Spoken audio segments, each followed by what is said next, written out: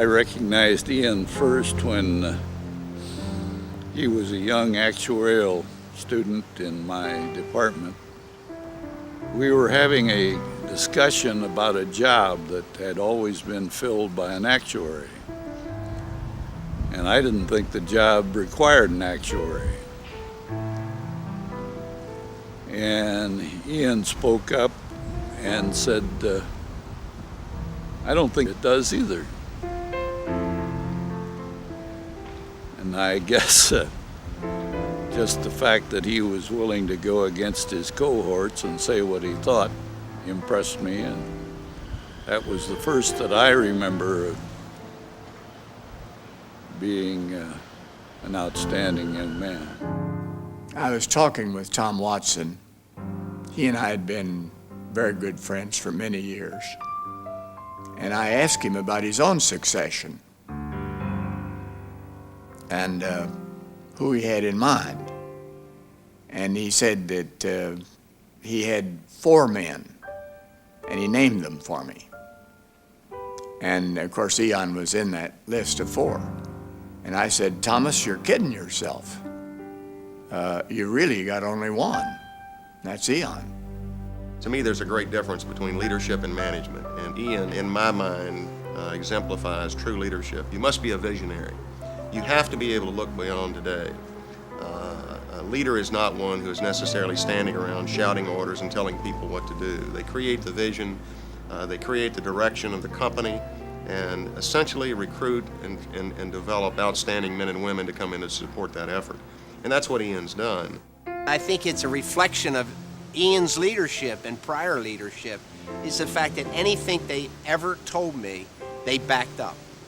And most of the things they told me were not always written down. But if I said, you told me that, they backed it up. And I felt like when an agent came to me and said, you told me that, I had to back it up. And I think that reflects all the way down through our system, is when you tell somebody you're going to do something, just like Ian would tell you he was going to do something, he always did it. And I think that put pressure on us to always do the same thing.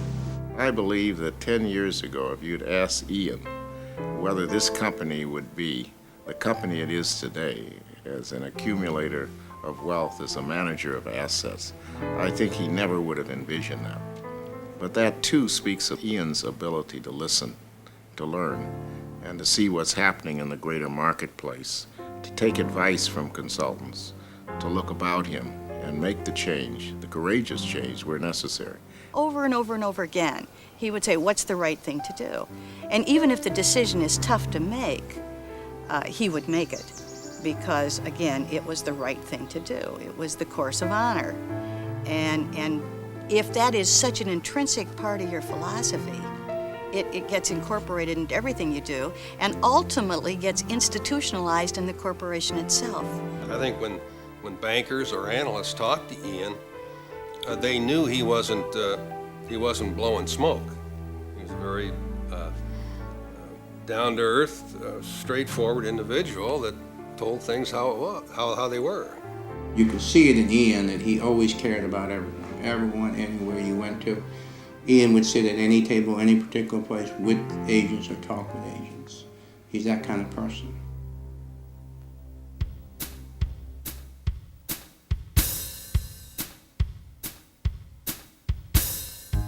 Alan and I were at a convention about 25 years ago at the Greenbrier, and we were playing singles tennis, and this silly-looking lady came out and said, "Can I join you?" And since it was a convention, I was afraid to say no for fear she was from Lincoln, which indeed she was, and we played 3 for a while. Ian still calls her Miriam. She considers herself Mimi, and everyone else considers herself Mimi, but Ian still calls her Miriam. We ended up inviting a 4th person to join us, and then later on we got to meeting them around the pool and got to know them. And then I think Sally said, geez, why don't you come up to Cleveland to see us? Thinking that Ian and Mimi would be coming up to Cleveland if they responded. They said, we'd love to, and Mimi said, oh, you don't mind, we're going to come with our children, our 4 children. So that's how we really got to start knowing the Rollands on a family basis and became very close friends over the years. I became Agent of the Year back a few years ago. We won't say how many, but I became Agent of the Year, and I was forced to go to Fort Wayne to have my name chiseled in the wall, and it was cold as hell, but I went anyway. And that evening, as we walked into the boardroom, the drapes were drawn, and as I recall, this lady jumped up and she says, "I can't understand why we have so much thousands of dollars of art outside and we have all these windows closed. Let's open up these windows." She started opening up these windows and rolling up the shade so we can see all the art outside, and realized it was the chairman of the board's wife. So I knew then who was running the company. Well, in 1981, Lincoln National Corporation was a corporate sponsor of a big production Ford's Theater based on Lincoln's life with a Lincoln monologue. And as a cabinet secretary of Health and Human Services, well, my wife Claire and I got invited to participate. And just as luck would have it, we happened to be invited to sit next to the Rollands. So on that night, why Mimi and Ian and Claire and I got really acquainted, not only learning about Lincoln, but also about each other. And we had a strong relationship and friendship ever since. I really think that Ian and Mimi are the perfect complement to each other in many respects. Mimi is a unique person. She's a free spirit. She's very caring and very concerned about people. And she also does, obviously, things spontaneously. Ian is kind of boring sometimes. And Mimi is a spark. I have to say that. Now I can say it. I wouldn't say it if Ian wasn't close to retirement. So I guess I can get away with that now. We were in an agency meeting in Bermuda, and we'd had a wonderful dinner, and we were milling around afterwards, and I happened to see this wonderful stairwell at the Prince's, and they had such a gorgeous banister. And I could not resist. I got on the banister and slid down from one end to the other. And of course, Ian just put his hands over his head and, walked around like he didn't know me. One of my best memories is getting up early in the morning, 6:30 a.m., taking walks with Mimi and with the other wives, and listening to Mimi. I really enjoyed all Mimi's funny family stories, the stories of the things she's done. And it seemed very obvious to me that Mimi and Jim were both very much characters, and I thought that was obvious to everybody. One night at dinner, I mentioned to Ian that we had a lot in common. I mean, we both were married to spouses that were characters. Well, poor Mimi was so upset. She didn't really agree with me, didn't appreciate my comment. So then, after that, I agreed to meet with her and Ian one morning, and I gave her a little test. And so she brought a book and asked me all these questions to see if I was really in my right mind. And finally, with the questions, and I tried to answer them fairly, she agreed that I wasn't quite as bad as her husband Jimmy was. I can always remember my outstanding moment was when Mimi stood up on a chair and started yelling at me that I was calling all the staff girls, and she made sure I had to call them ladies. And boy, I never forgot that.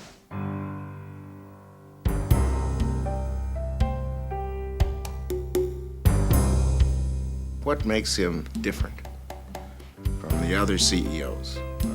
They all have one basic quality. They're good at what they do. They can lead. They have leadership ability.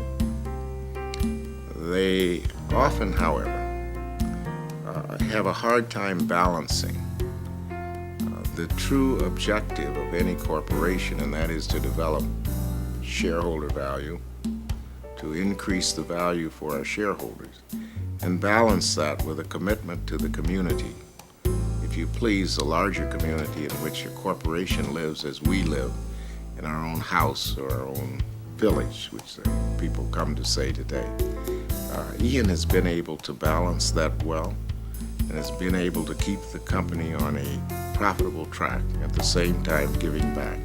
I think the give back and respect for the community is what sets Ian apart from the other chief executive officers that I know. And that's shown throughout his involvement in the community when Ian has advanced causes that were not popular at the time, but we've come to know that it was the right thing to do. The center was activated in February of 1964, and Ian Rolland has been involved with the center since that date. As a matter of fact, Ian was the first chairman of what was then called the East Wayne Street Center Council. East Wayne Street Center would not be standing, actually, had not Ian Rolland been involved in it. You would have never known it existed. When I came here in 1979, I think it was out of goodness of the city that this building wasn't condemned. It certainly was. The physical condition was indescribable. And as I said before, it was through his initiative and his concern with this particular neighborhood and East Wayne Street Center that it became what it has become as far as the physical facility is concerned. When you look at the improved housing program, his stand on desegregation of Fort Wayne community schools, who was he the champion for? These were poor people that he was a champion for. It was 1985, and I got a call from Ian's office. We had not met before, and I was told that who he was and that he was coming to Washington and would like to sit down with me to discuss education problems in the Fort Wayne community, and that he was going to be accompanied by a small group of parents and community leaders, biracial group, that had concerns and that might want to be plaintiffs if we decided that a lawsuit was the appropriate way to go. The remarkable thing was that he was ready to sponsor this group, to assist with the litigation, but in no way did he insist that he was calling the shots. He felt that he was helping people to do the things that they wanted to do. So he was not paternalistic, he was not dictatorial, but he was involved and he did want to help. It was hands-on and personal. I mean, he cared about individuals in the community and cared about and had a particular concern about children. He would be in a room and he would be a listener, and he'd gather data and information. This certainly was demonstrated when we were working on the desegregation case. He never came in and said, this is the way it's going to be. He listened, he drew his own conclusions, and finally, after all, when the listening was done, then he'd come up with a plan. But it was being very cautious not to appear overpowering and too authoritarian. I mean, those are great skills. And in the process, you build consensus, and he certainly built a lot of respect for himself. The interesting thing is not just Ian, he had probably close to 100% of those many employees in Fort Wayne all involved. See, that was the big thing. I felt like as a general agent, my job wasn't just to go out and do things, it was get the other people to do them too, because then you can multiply yourself. And Ian multiplied himself tremendously in the community. I'm sure there's an awfully long list of the people that have done community service, whether it's United Fund or social organizations, youth organizations. Now that I'm retired, I still find it important to me to help out in those organizations, and maybe without Lincoln and Ian's example, I'm not so sure I'd ever even know what they were. Ian loves art. Now, fine arts, I'm talking about visual arts. I mean, if you go in his house, he's surrounded by art that both he and Mimi love, and he's got very definite taste about art. But as far as performing music, he gets just as much of a kick out of the community band and pop tunes. Well, I gotta be honest, he gets more of a kick out of those than he does classical music. But he recognizes that you've got to have a full buffet of music and dance and drama, because you've got to have the arts to nurture your soul as much as you have reading and math skills. I mean, it's all part of our nature.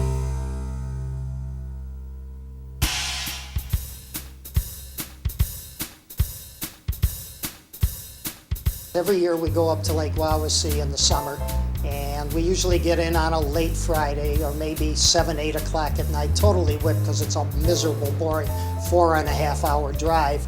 And we sit around and kibitz and maybe have a bite to eat, and then says, okay, Ian says, we better get to bed early because you got to be up at 5:30 in the morning. I said, 5:30 in the morning? What are you talking about? He says, got to run down, get into Fort Wayne and go down to the downtown Y and run 8 to 10 miles.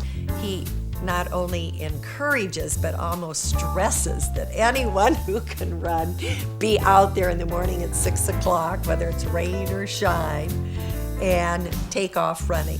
Ian likes to win, particularly when he's running a race.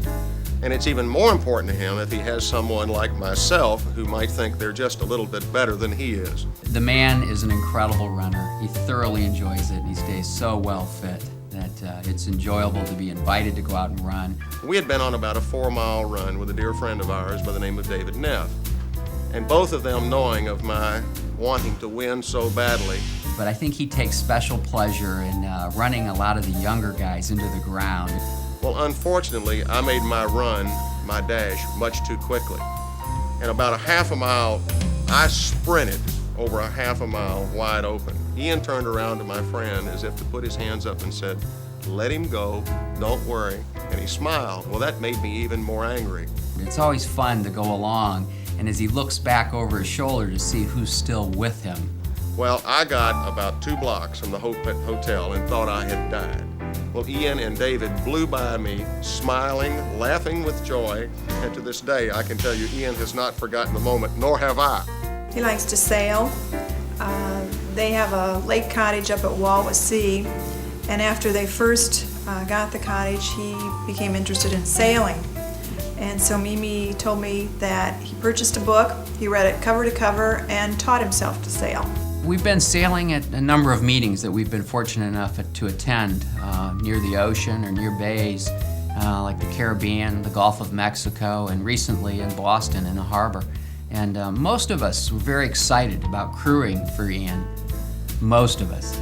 There was one occasion where we had to persuade Mimi to come along and crew with us.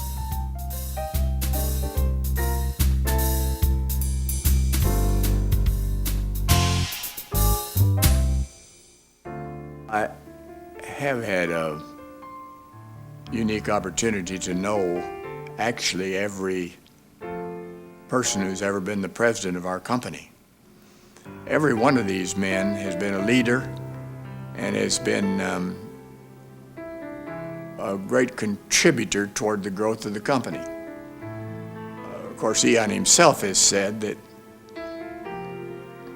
the foundation for growth was laid, and the growth has been so spectacular that it's hard for those of us of my generation to sort of know how to measure it.